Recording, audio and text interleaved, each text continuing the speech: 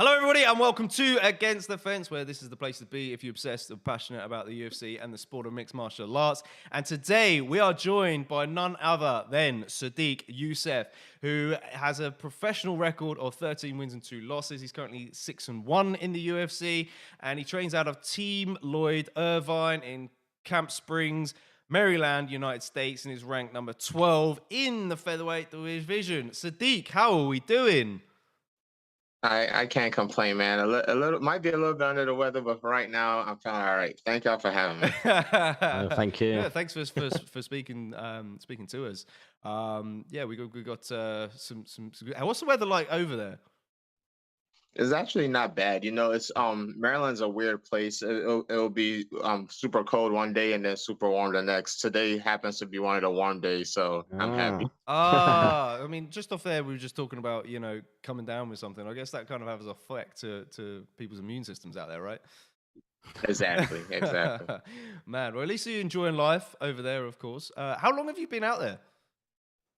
Well, when I initially came from Nigeria, I was 9 when I first came here, Okay. and then I was stuck here for a while because I didn't have the right kind of papers. But after I got my papers right, then I started going back and forth. But I've always Maryland has always been my mainstay in America. Oh, wow. And you've stayed there the whole time? Yeah. Because when you first get here and you don't have like the right kind of documents, you're not a citizen. It's hard to travel around the country. Yeah, I bet. That's crazy.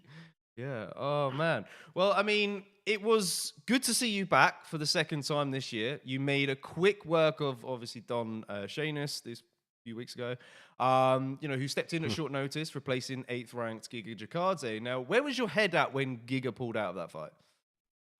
To be honest, as soon as he pulled out, the initial thing was just to find a replacement as quick as possible. We asked a couple guys. We asked for Bryce, and Bryce said he needed about like 10 weeks. We asked for a few people, but throughout all the negotiations, I was still preparing as if I was going to fight on that same fight date, and I kept the same regimen all the way until fight week. I flew out there. I was literally signing posters when they told me that I wasn't fighting anymore. Oh wow. Oh, Yeah. so close. They're so gutting. I mean, what was the preparation like for someone like so unique as Giga Jakadze? What did you Yeah, notice when analyzing that Calvin Kattar tape? it was very intense. Like you said, Giga does a lot of things that are very well specifically, and it's one of those things I can't go into like big details about because the matchup might get remade. So I gotta still keep that in the pocket. That training camp was one of those things that I was like, I couldn't let it go to waste because I was like, man, we put in a lot of work for this, and I know after I peaked for that camp, it's gonna take a little bit of time for me to get back into another peak and for another camp. So I was like, we gotta get an opponent sooner or later. So to give us Don Shainis, I was like, all right, I just gotta maintain the level. It's no longer about peaking anymore. Just gotta maintain a certain level for 2 more weeks, which was a little bit rough for like the weight cuts and stuff like that because it was more running for extra 2 weeks than I intended to do. But it's all right. It paid off in the end. Yeah, that it did. Yeah. Did you notice anything when analyzing that Calvin Kattar fight? Because Calvin kind of fought Giga to a T almost. He switched stances at the same time when Giga was switching stances and kind of shut off that kind of what we call Giga kick. One of the big things Calvin did, like you said, is just pressing him. Towards the maybe after the first round, there was almost no kicks involved in that fight. It kind of turned into like boxing that range and Calvin being able to use his elbows. So and to be honest, that's probably one of his rougher tests. So I was very intrigued to see how he was going to come back from that. Yeah, 100%. It's just like I think that's the way to sort of shut Giga down. Obviously, the more pressure you put on him, he can't set up his kick-oriented game. Yeah. Yeah, I mean that would have been a fun fight to see you guys. It would have been awesome. But sorry, I can't give y'all more insight on my film watching. But it's like I said, I feel like that fight might still happen in the future. Because I don't want to put everything on the table. Fingers crossed it doesn't slip away. Now, Bryce Mitchell said the other day or so ago that he accepted your offer to fight, but mentioned that you were too fat to fight in November, which So, you so agreed with and ruled out the yes, possibility. Now, talk to us about that. Did you yeah. put yourself forward initially to fight Bryce next month? Yeah, so here's the thing. Bryce is a cool guy, so I can't tell if he's fucking with me or if he just doesn't know. Because when we, as like the fighters and the people in the background, heard about Mosvar pulling out, you all saw I was like the first person to Yeah. accept it, you know. So I stuck around. So keep in mind also for the Giga fight, Don fight, and then now for Bryce. So that's like 4 weeks of me still maintaining the same like weight cut regimen. So I was waiting. And I was like, yeah, okay, we'll take the fight with Bryce. We waited for about 3 days, and then the UFC finally said it wasn't happening. I was like, all right, man. Now I'm back to my regular diet. I'm gonna be eating regularly now. You know? So it's one of those things where like I don't know if he's aware of that or if he's fucking with me, like, you know, like, and then like 3 days later he's like, all right, so you gotta take the fight, but I think you're too fat. It's like, man, you know I'm too fucking fat. Like, it's one of those things. It's like I don't take myself too seriously, you know. It's like I'm not gonna go over there and be like, nah, blah blah, start talking shit, you know. But it's like, man, you know what's going on. So I don't know if I'm pretty sure he knew, and he was just fucking with me. That's what that was. So after that Don Jones fight, what was your like first meal that you had? Like, you obviously. Well, I had a celebration meal, but it was, to be honest, the next day was when we started hearing the rumors about the Bryce fight. So after that, it was kind of back on. It was back to diet food for about like 3 or 4 more days, you know, until they finally said it wasn't happening. Oh man! Again, that would have been another great fight, to be honest. But it's crazy that one didn't pull through as well. Yeah, it would have been nice to see. Yeah. As So well. now that I see that he's fighting Ilya, I'm like, I don't know if maybe that was already supposed to happen. I was like, man, there's no way, or maybe his managers didn't like communicate that with him or something. Maybe it was something that was made behind the scenes by the UFC. Yeah, I think stylistically as well. I think that's a bad matchup for Topuria, to be honest. But I'm interested, man. Topuria, they've been killing him. Like even like when he was talking to me on Twitter, like it's just. I don't know if he has like an army of robots that types on Twitter or something for him. Yeah, but they're like. They go pretty hard. Him and, to be honest, Mosvar too. Like they must have like a troll factory or something where they just sit behind the desk and just troll fighters. That's crazy. I mean, you know, there's a lot of Georgian fans out there, as we kind of saw at UFC London when the whole Paddy Pimlet fiasco was going but on. there's a difference between the fans and the Twitter trolls, man. It's like I saw Bryce make a video about even Mosvar and like his manager, and I was like, yeah, definitely. I'm not sure if the guy's his manager, but there's definitely some weirdo on his team that goes around like trolling fighters. Instagram has this thing where you have your DMs and then like another DM and then like a third or fourth DM where you have to like click it and go through this, like actually see it. But most people aren't gonna do that.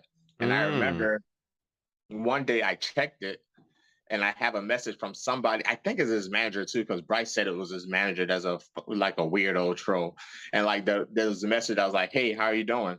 And then like, because I'm not checking it. So one would be like, hey, how you doing? And then another one would be like from a month later. It's like, good job on your fight, blah, blah. Then another one from like another month later is like, hey, why aren't you replying to me? And then another month later, I was like, I know why you're not replying to me, because you're fucking scared. You're a coward. You don't want to fight with Mosvar. You fucking like you're a pussy or something like that. So by the time I saw this, it's all 4 messages together. Oh wow! So I'm like, man, who's this fucking weirdo? And I clicked on the profile, and I like, is somebody like in this? So I'm guessing the guy's not a coach. So I'm guessing somebody that's definitely like probably one of his managers, but it's definitely weirdo behavior. And I could attest to Bryce Mitchell's video. Yeah, there's a bunch of weirdos in that guy's team. and I feel like, to be honest, when he talks in interviews, he seems like a humble guy. So it doesn't really match what's written online, like with the Twitter stuff. So I'm guessing maybe that guy probably runs his Twitter too. Probably, yeah, maybe. Yeah. Bryce doesn't really strike me as somebody who'd kind of use Twitter a lot. Yeah, same. Like it is like obviously I remember him talk like he's so like on gun law and things as well. Like I remember seeing a couple of interviews with him coming out and saying things that he shouldn't. But like, yeah, the guy is crazy, man. I mean, after a while, you can't. The most VAR guys, like after a while, the guy's management is so much, you know. You can only push somebody so far, and I think maybe Bryce had enough. Yeah. So yeah, I mean, we kind of alluded to that Topuria fight is going to happen because obviously Topuria tweeted last night that he's fighting on that date. Are you aware? Have you been aware that it was made official or? They haven't told us anything, but most likely, yeah, I think that's what it's gonna be. Who do you think's gonna win? Between Bryce and Topuria? That's an interesting fight, man. But it's like you said, I think Bryce is a pretty bad matchup for Topuria from what I've seen, you know. Topuria is more like a in-your-face kind of boxer. And that's the kind of range that Bryce will love to work his takedowns from. And once Bryce sticks on you, it's going to be hard to get him off. But we haven't really seen Topuria counter wrestling either. True. You know, we saw him grapple against Ryan Hall. So we might not know. His counter wrestling might be really, really good. Like he says, he says he trains with a lot of. I think he might be a black belt.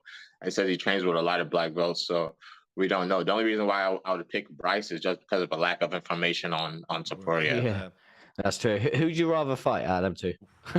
Out of them, Bryce for sure. I've been calling out Bryce for a while, and Bryce is ranked higher.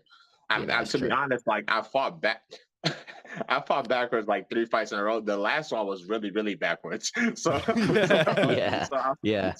would really love to go forward. You know, I did feel for you in that one. Yeah, it's one of those things where like both my last fights, like the wins kind of kept me in the same spot. You know, I didn't really move. I was 12 and then 12 again. To be honest, I think I was 11 when I fought Caceres.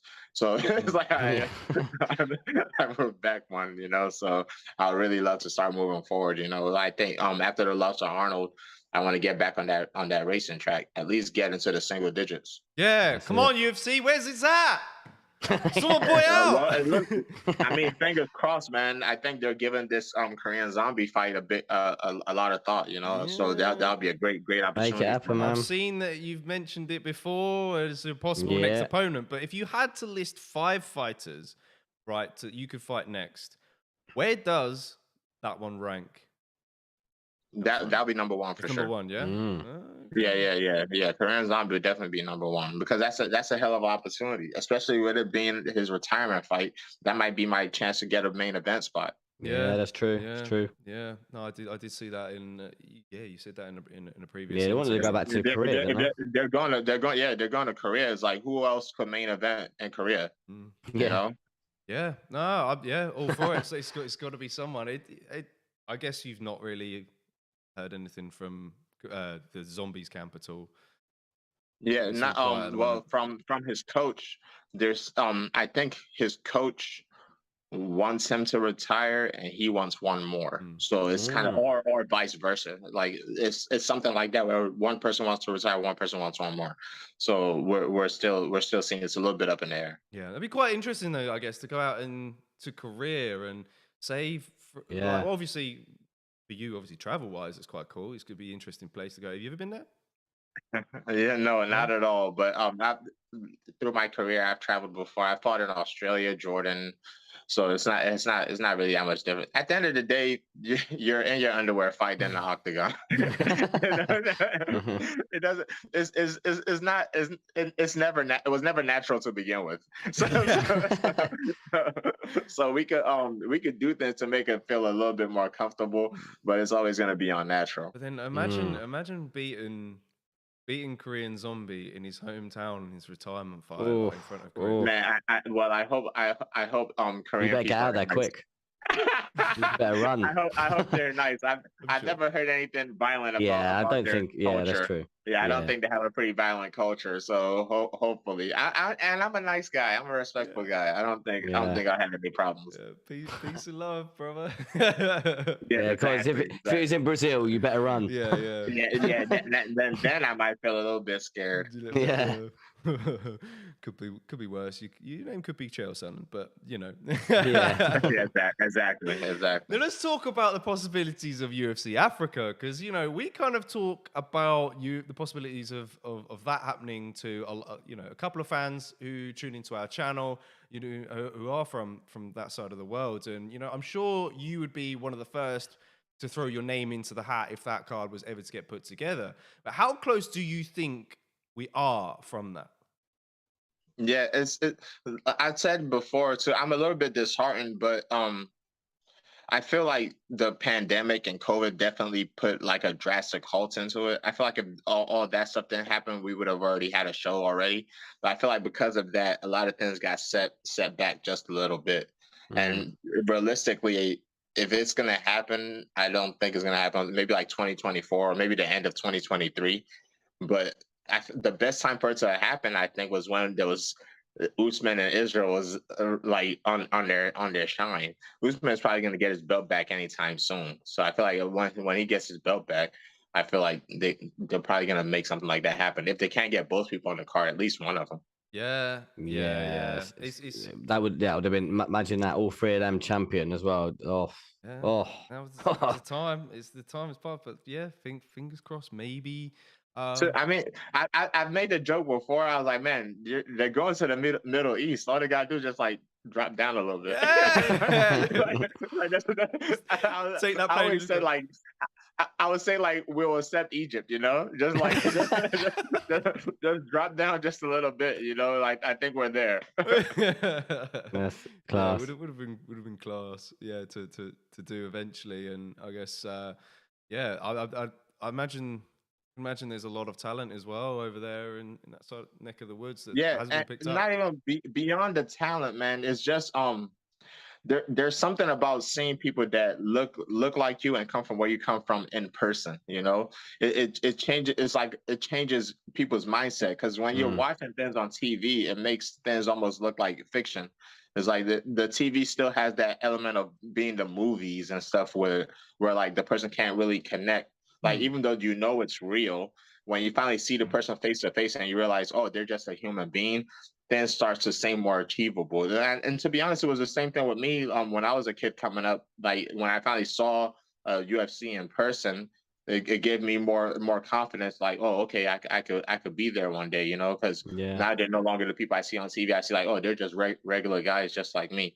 So to have an event in Africa, it'll be a very good like motivational boost for all our people back home. Oh, absolutely, yeah. I think it's gotta happen, really. Like, what would it mean to fight on the biggest stage for people of Africa? You know, is it something you think about a lot? Yeah, more before in the past. Like I said, I gotten a little disheartened to it just because of how long it took for it to happen. But I feel like we just need a little bit of momentum. I feel like the UFC just needs to give us like because they're starting to one of the things I've seen is like them opening up different like performance institutes in different continents, you know. So if they could give us a little bit, I feel like it'll be more it'll make me a little bit more confident in it happening sooner rather than later. Yeah, fingers crossed. I mean, even I guess it's probably, I don't know, the Ultimate Fighter as a platform is kind of had its up and It's downs. starting to die out a bit. Yeah, I mean, it would have been nice to have done something similar. It's like once you made the Contender Series, it's like, oh, like there's almost no point to the Ultimate Fighter. You're like, okay, this is a better system to do this, you know, because it's 2022. We have TikTok, Twitter, Instagram. Nobody cares about reality anymore, like reality TV anymore. Just show the fights and let it be that. Yeah, true. Or just you know, just take one episode of Contender Series over there, just for, you know, just one, and then you know, in different countries and that. I don't know. We could go back and forth for this for ages, and imagine, you know, just in terms of the UFC getting talent more talent, even so, just through the ranks, and which would be quite good. Let's Yeah, contender series, man. It's getting them. yeah, for sure. Now we got to. Can you grab that question for us, Ash? We got a question from Angus. It's the usual. What question. you want to jump into it? Yeah. Go on. Yeah. You pop it out. It's There we go. Usual question from Angus Jenkins. Welcome in, buddy. He's gone. Hi, Sodiq. Quick question: would you rather fight one Ngannou-sized duck or 50? Rather fight one Ngannou-sized duck or 50 duck-sized Ngannous? All right. Hold on. Before I answer that, I got a better one for you two. Ooh. How many 8-year-olds do you think you could take before you die? if you got attacked by an army of 8-year-olds, how many do you think you could finish before they finally get you? Oh, bro. I want to say like 30. I don't know. No way. I don't know. 50. I don't know. What? You're not taking no 30 fucking 8-year-olds, yo. Bro, what's their skill set? Have they been training martial arts the whole time? They're just regular kids. Okay. They're just regular 8-year-old kids. I don't know. Yeah, maybe I could probably push it to about 50 plus, maybe 60. Yeah. Maybe, I don't know. I'm just trying to think. This is so baffling. Listen, it's not. They're not attacking you one by one. I know. It's an army, and they're all attacking at the same time. I know they're trying to rip my head off and everything. So I'm just trying to think. Yeah. I'm gonna be surely they're gonna pull me down. How many? If they all latch onto me at the Flying same knees in there, time, mate. Couple of and flying I knees. can't move. If I can't move my legs, I'm fucked. So if they're all like that, and then Look, I gotta go down. I give myself a good maybe 7 or 8. 7. I don't think you're taking 50. Because after you might, because you could knock out like a good 5 of them off the first hit. Yeah. But as soon as one of them falls over and falls on your ankle or something, and then the other one jumps on your head, it's like, be honest, how many do you think you can take if they all attacked at the same time? I'm just trying to think like Nazi zombies, when you play on Call of Duty. Yeah. You got no weapon, Yes. you just got hands. Like, how many of them can you Yes. take before you're down and you're out? Yeah, but the Call of Duty zombies don't hold on. I guess so. The 8-year-old kids are gonna Couple hold of on. flying knees in there, like I said earlier. Have you ever had a kid like hug your leg? Yeah. now imagine like 10 of those. Yeah. I guess, yeah. What? Angus has got a new question now. Is he? What's he got? What's the follow-up? No, I just mean he's got a new question now. He's going to ask that one now. Oh, yeah. Well, let me back to his question. Okay, he said one duck-sized Ngannou, or what? Could you pop it back up, Ash? Yeah, it was one Ngannou-sized duck or 50 duck-sized Ngannous. 50 duck-sized Ngannous. I'll step on them. So, I'll definitely step, big ass duck with like massive wings pecking yeah. away. Rather that. Yeah, I will step on them. Yeah, that's an easy one right there. All right, he asks this every week, but yeah, I think that's a solid answer to be fair, and a great follow-up question as well. I really enjoyed that. Oh yeah, no, I remember one day I posted that that question on Twitter, and everybody was answering like you. I was like, man, you guys must not know what 8-year-olds look like, or what happens when you get attacked by more than one individual. Can't say I've ever been in that scenario. You've never been attacked by an army of kids? Nah, maybe it's probably gonna happen one day. One of the things that helped is because I used to work with at my gym, we had a summer camp program and stuff like that. And whenever the kids decide to attack you all at the same time, you get a better sense of man, they could really hurt me if they all really hurt me. Take this seriously. Yeah. All right, guys, get your questions in. This is some awesome stuff. Terrapin said, I'd just start soccer kicking like it was Pride. That's just a good, obviously.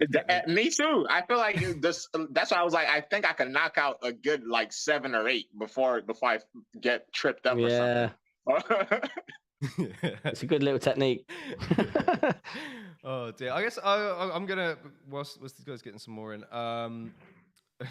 Damien says I'll spark out at least 9. One thing I want to ask you actually was a little bit slightly off of the wild questions. Is do you think Arnold Allen's got what it takes to go on and win a belt?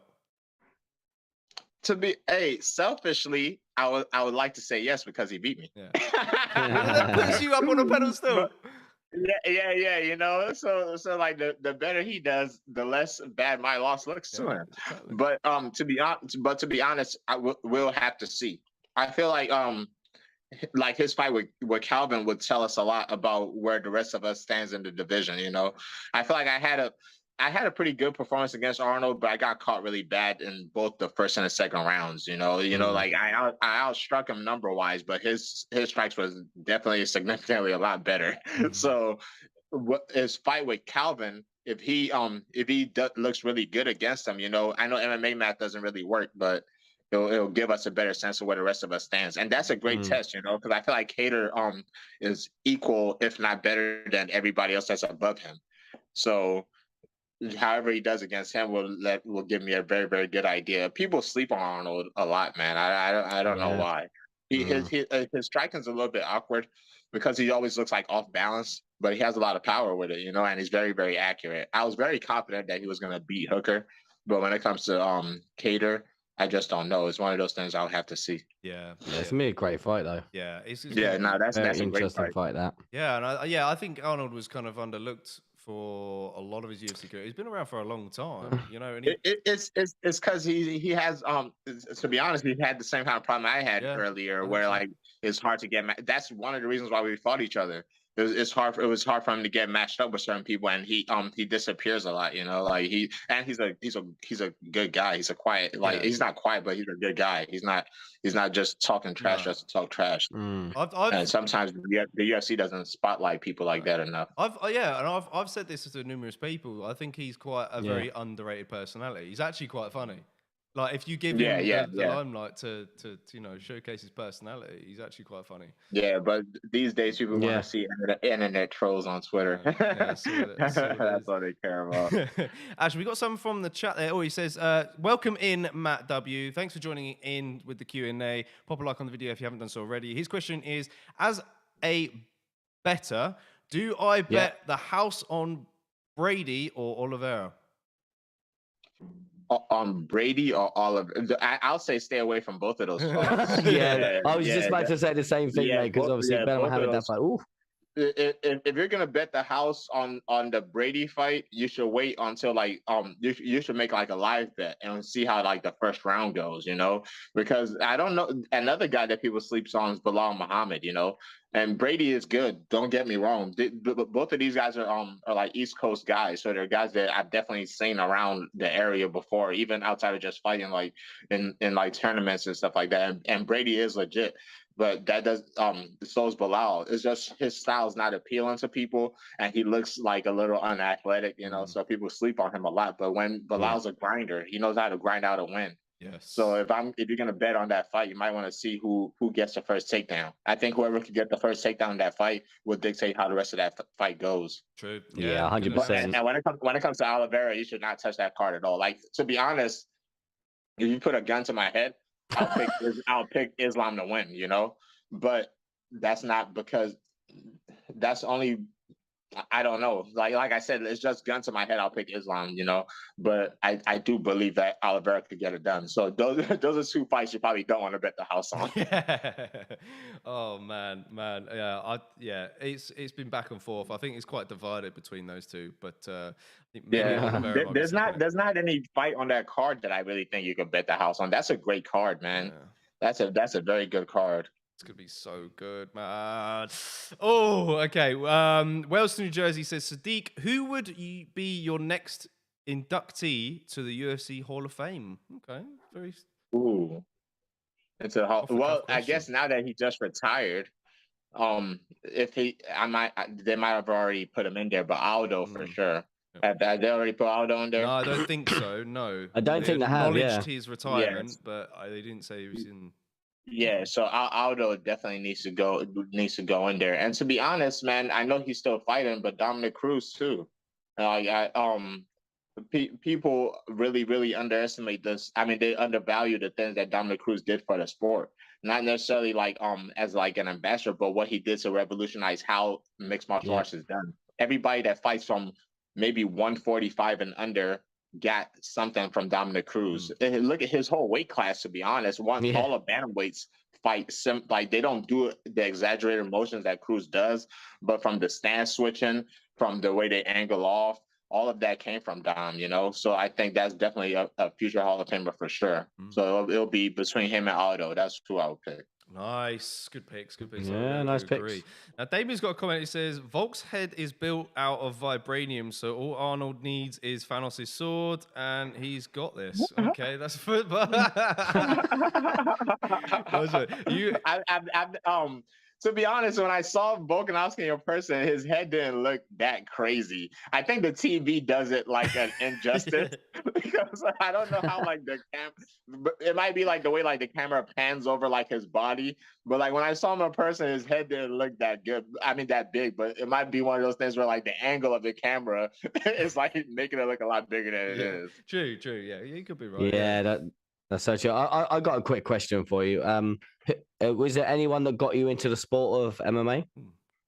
Not anyone individually, but when I was a kid watching it, I really liked GSP a lot. You know, like I liked the way he handled himself inside the fights, outside the fight. I liked his humility, and most of all, I liked his honesty. You know, I think one of the things with fighters, I think it's starting to change a little bit more now because I see like people like Cerrone and people like that talking about it. Is GSP was really honest about being scared of fighting, about not being so confident sometimes, because these are the things that go through the minds of any normal human being.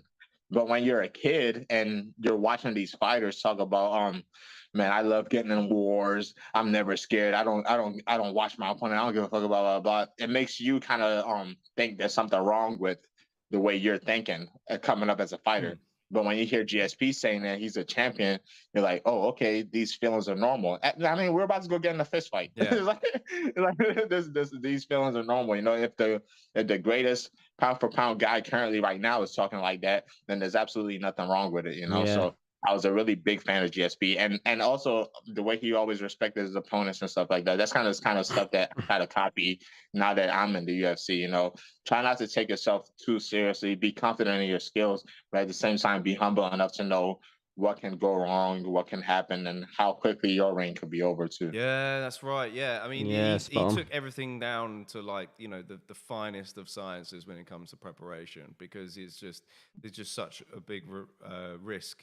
And, you know, he always said that, you know, every fight is your hardest fight. And when you're champion, you know, it's even harder to stay champion than it is to become champion, because, you know, you've just got a big target in your head. Yeah, that's it. Wise words. And he was... Yeah, I saw a lot of people give Usman they gave him like flack when he said it felt like a relief when he lost the belt. But I remember GSP said the same thing before in the past. You know, it's one of those things that it's hard for people that aren't in our sport to understand. You know, we all wish we could go undefeated, but it doesn't always work out that way sometimes. I remember when I had my first loss, it was very embarrassing. Like I got thrown on my head like for a title at regional shows.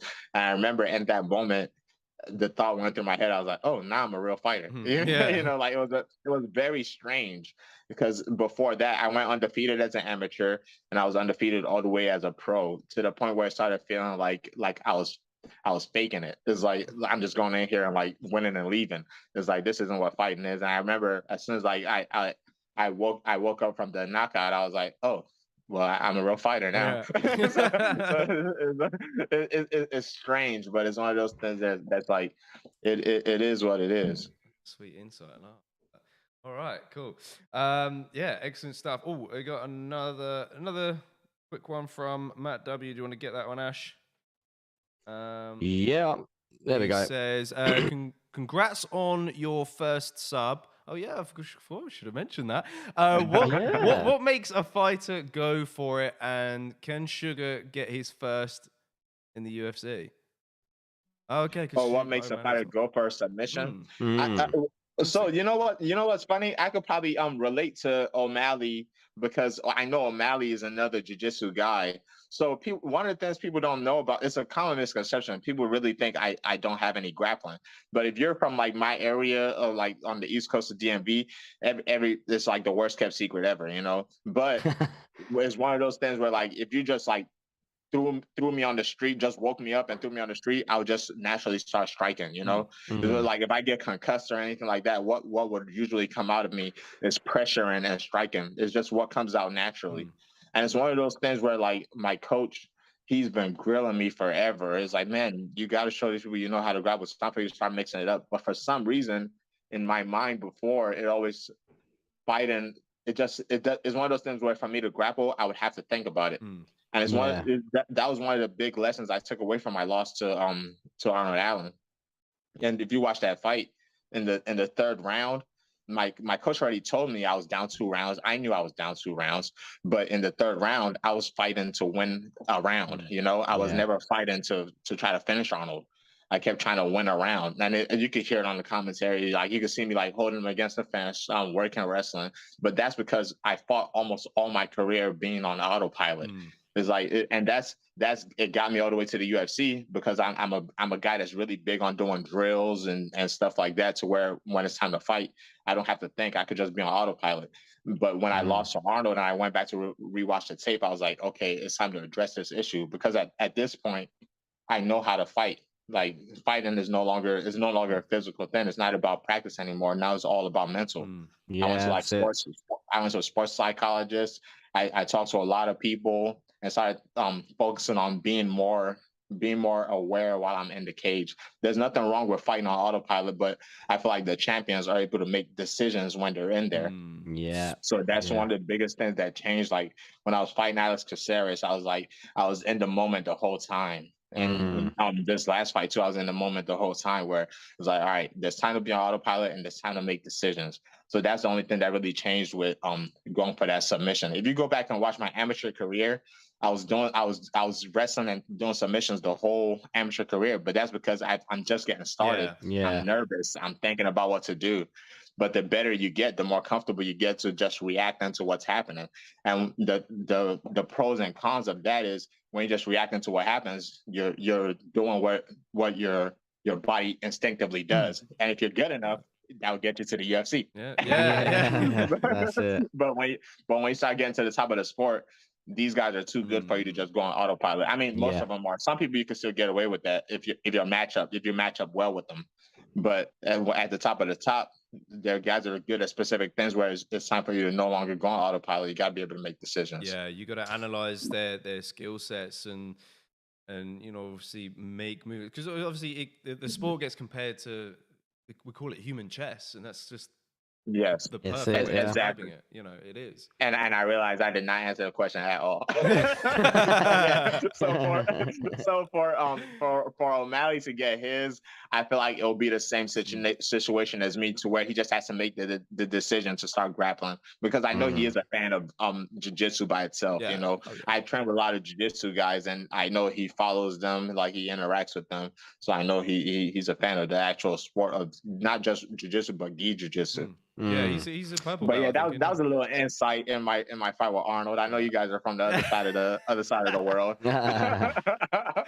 Yeah, I mean, and as you're all aware now, if you weren't already this year, that the Brits are very, we get behind our fellow countrymen like so hard, and but when you run a channel like this, we tend to obviously try and play devil's advocate. We try and be ourselves in the middle, but at the same time, there is a little bit of bias that comes out. It's all good. I understand. It's all love, but I mean, I guess we'll touch on briefly before we move on to the quick bar round is obviously the Kamaru Usman Leon Edwards rematch, Wembley Stadium. Stadium show. Obviously, we know you're gonna go with Kamaru Usman on that. We completely respect that. Of course. But if you had the opportunity to come over, would you come over? To be honest, man, Leon did that was a great finish. It was a great finish. And when I was watching it, I was like, man, as long as he doesn't get head kicked, this is all in a wrap. But sitting at your house, sitting on the couch, it's easy to be everybody's the greatest fighter ever from the crowd, but it's all about the man that's in the arena, and Usman was so dominant in that fight, and Leon's body language was so defeated. I honestly don't see a way for Usman to not get his belt back, unless if the knockout was just something that was too much for his body. You know, sometimes MMA is like that. Catches up And on you, I hope it's not. I hope it's not a situation like that. But we'll see. But if I'm definitely confident if Usman just repeats the same game plan he did in the first fight, I think he will have his belt back. Yeah, it's an interesting one. The second one, obviously, just it come out of nowhere. If you know what I mean, obviously he set it up well, but it just the way it come out of nowhere, and obviously, like you said, the body language of Edwards wasn't great. But one of the things I appreciated about that fight, though, I don't know the guy's name, but one of his coaches, I loved the way his coach was talking to him, because no matter how defeated Leon looked, his coach was never like that, and that's important. That's very, very important. Now that I'm like aging in my career, I'm starting to see the importance of having good people around you. Yeah. And that coach never once made any pessimistic talks. Everything he said was always motivational. You know, he was just trying to put some fire under his athlete. And it's one of those things where he's down 4 rounds, you know, and like by a big margin, and his coach was never ever like sounded defeated. His coach always talked as if he knew Leon could pull it off. Yeah, that short amount of time is so key for coaches. You know, it's not long, but you've got a small window to get the right information out. It must be stressful, man. I can imagine. Must be. Yeah. But if you could, I was going to say, I was just going to say, just before you do get into what you were going to say, if you had one dream fight, who would it be? Like, I just mean anyone. If anybody doesn't say Conor McGregor to that fight, they're a liar. Damn straight. It's the most bang for your buck. Love the honesty. At this point, it's no secret. It's no secret. It doesn't matter what weight class you're in.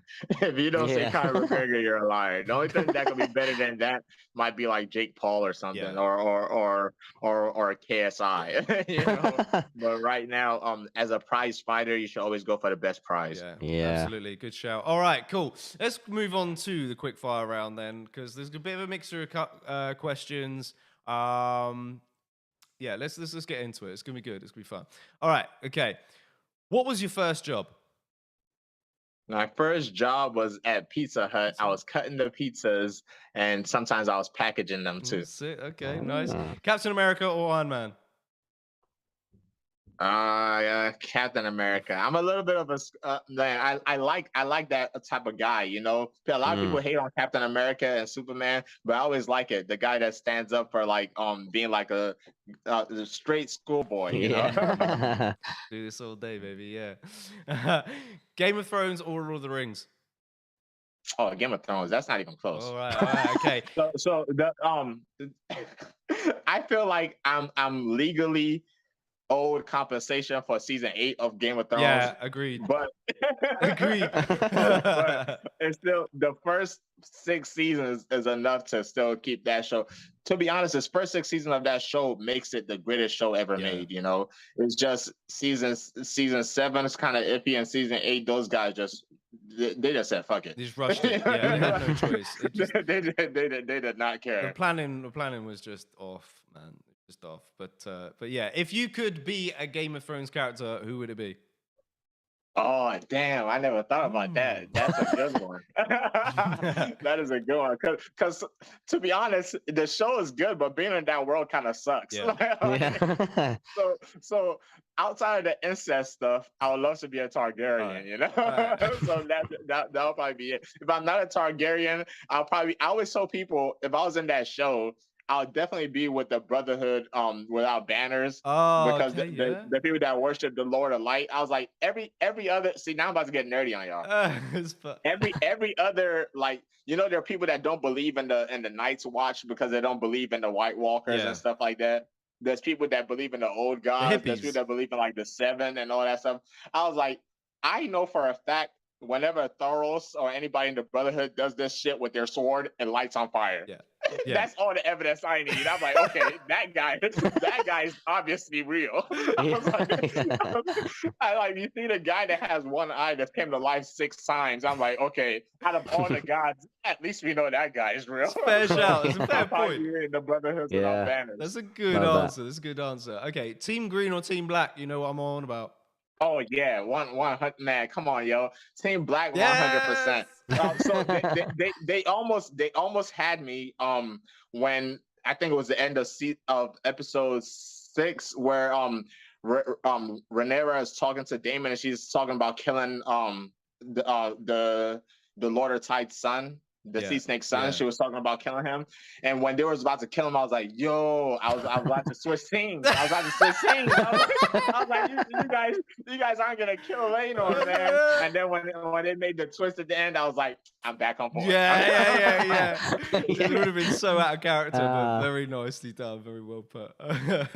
Describe your fighting style in one word. Aggression. Okay. Coke or Pepsi? About even. I won't lie to you. I'm one of those people where if you don't tell me what I'm drinking, I wouldn't know if it was Coke or Pepsi. Yeah, same. Fair. Who trains harder than you in the gym? In the gym, I'm the number one guy. I've always took pride in that. You love that. So right now, someone that comes very, very close is my teammate Tefan. But when I was coming up, that was one of the few things I took pride in, is trying to make sure I was the hardest person. I was never the best guy. So the only thing I could control is my work ethic. True. Yeah, good. Nice that. Love that. Yeah, that's a solid mindset. Football or basketball? Neither. Neither. Okay. Well, mixed martial arts. Okay, man, through and through. That's it. That's solid. Sterling or Dillashaw? Sterling, 100% Sterling. Man, like I was a huge Dillashaw fan, man. The same way, like there's certain guys where like I'm like big fans of them, especially because of their fighting style. When I found out TJ was a cheater, man, like it broke my heart. Man. It broke my heart. I'm like a scorned ex-girlfriend. So I would always pick against TJ. Ripping them posters up. Yeah. It's funny if you go back and find like old interviews of me, you could probably hear me like hyping up like TJ Dillashaw, like, man, he's so like he was in shape, and then like after he cheated, all my interviews are just me hating. So yeah, I'm definitely going with Sterling. You did what you had to do at the time, I guess. Nah, you don't have to do that, man. EPO, like, yo, are you guys familiar with EPO? Yeah.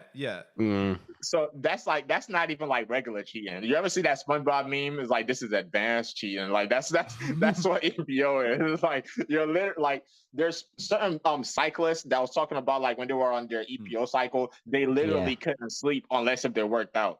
Like that's the only thing we have with this sport is that your body has to rest. Your body your body's gonna break down. You gotta rest. But that EPO stuff, these guys are just putting more and more oxygen in their body. They're going for days and days and days. Like, what does that have to do with your weight cut, man? It's like, and I doubt the weight cut was your first time doing it. Like that's like some next level stuff right there. I remember one of Mighty Mouse's opponent got caught with EPO too, but Mighty Mouse made him look like nothing. There was one. Hog you are EPO.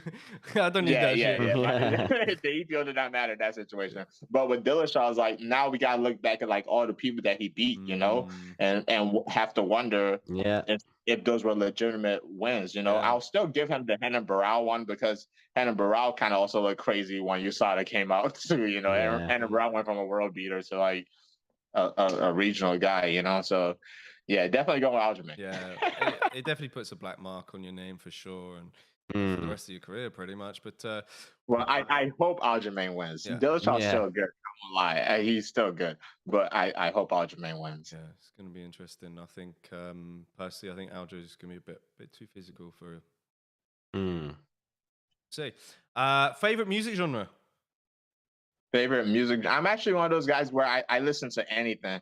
To be honest, if I like it, I like it. I don't have. I would say hip hop because it's probably more of what I listen to the most. But I listen to anything random. You might find me listening to anime music from my while I'm running. I'll listen to anything as long as it motivates me. Nice, that's good. Who's your MMA idol? I guess we kind of. Yeah, we already covered that. GSP. Okay. GSP for sure. That. Who's the fighter you'd hate to be stuck in a room with? That I would hate to be stuck in a room with. All right, hold on. Dang, man. I wish you had prepped me for that one. I feel like I'm gonna give you an answer, and then I'm gonna think about something later. And I'm like, damn it! I should have said that. Who is a fighter I'll be hate to be stuck in a room with? God. You can say Jake Paul. It's fine. Let's circle back. Do you have more questions? There's one. It's kind of not a question. It's more of an action. Oh God! All right, hold on. Shall I give you a name that Frankie Edgar said? All right, what did Frankie Edgar say? Frankie said Sean Strickland. Sean Strickland. So here's the thing. Ooh. I used to think that, but when I finally met Sean Strickland, because has Frankie ever met Sean Strickland? Oh, I don't know. I don't think he has. No. Yeah. So when I finally met Sean Strickland, it actually wasn't bad. It was actually pretty entertaining. Oh, okay. So I used to think that too until I met him in person, and I've met him 3 times now. All 3 times was 10 out of 10. Oh, okay. So there was entertaining on all 3 times, you know. So I took that off the list, but I could see why he said it. Yeah. God, I'm about to message John. I don't want to give an answer that I'm gonna think about something and regret it later. Who's a fight I would be stuck in a room with? I don't have one, man. I don't have one. No, you're too nice. Yeah. Nah. I feel like I have like a million names running through my head. but to be honest, I feel like all of them, like whenever they meet me, they've always been good. I would have said Mike Perry before too, but the first time Mike Perry met me, he was like, "Man, Sodiq, I'm a big fan of you," and I was like. I was like, now I gotta be nice. But yeah, no, I don't have one. Okay, all right, fair enough. All right, we'll move on then. The last one is act out your favorite dance move. Act out my favorite dance. Let's see it. Come on, Sodiq. We know you got the moves. Hey, do you guys know who Jordan Levitt is? Jordan Levitt? Yes. Yeah, of course, yeah. You ain't gonna do the splits on us, are you? I met him at the UFC PI. I was like, man, yo, I'm a big fan of you. He couldn't believe it. I was like, he could not believe it. I was like, yeah, me and all my friends, we talk about you, man. We call you Twerk Man. And he was like, oh, he was like, oh, really? And like, you know, he has like a real proper voice, man. I still don't think he believed me when I said it, but yeah, I'm a big fan of Twerk Man. So unfortunately for you, I'm not gonna do his twerk move. but shout out to Jordan. Shout out to Twerk Man. Okay. I think that's a reasonably good answer. I think that's a solid one. Oh man, Sodiq, you've been amazing, my man. Yeah, thank you. Thanks for coming on the channel. Thank you. Again. And see, you guys helped me battle through my code. Hey, you go. That's what it's all about. Now that the interview is over, I definitely do have a code. Okay. Is there any last words? Any sponsors you want to give us a shout out to? Man, to be honest, everything is just super Sodiq on Twitter. Oh, wait, before I go, have you guys been paying attention to Jake Matthews on Twitter? Oh, no, I haven't. Has he been tearing it out? I don't. Who's that, sorry? Jake Matthews. An interview for another day then. Oh, okay. Oh, Jake Matthews went from like the most loved guy on Twitter to like the most hated guy in like literally one tweet. Wow. I think I remember seeing. I can't remember what it's about, but I think I do remember seeing it pop up on my timeline. Him talking about fighter pay. But yeah, it's been a great interview. Everything's super Sodiq. Twitter, Instagram, everything. Follow me on TikTok. I go live on TikTok often. Thank y'all for having me. It's been great. I gotta go. Do you play video games? I knew you were gonna ask that. The only thing I play now to nerdy Magic the Gathering. I play a lot on the phone. I play Magic Gathering Arena and I play Warzone. But trust me, I am ass. My teammates. Hey, I love playing though. I get wins. So I'll keep reviving you, mate. It's all right. That's because I get carried. So I'll keep reviving you, mate. I'll keep buying you back. It's all right. I get carried by my good teammates. I know how to survive. I think surviving. I'm like, hey, I might not get any kills, but I'm gonna survive and buy you guys back. You're the rock of the team. You're the rock of the team. I keep everybody together. Love that. All right, okay, we're gonna wrap up this stream and then we're gonna kind of grab you for just a few more minutes. Can we grab you for 2 minutes after just to get your picks? Yeah, no problem. All right, thanks for tuning in, guys. If you haven't done so already, hit a like on the video and also hit the notifications bell as well because we got a lot of content coming your way for the build up to UFC 280. So do stay tuned for everything that's coming. All right, thanks for tuning in and we'll see you next time.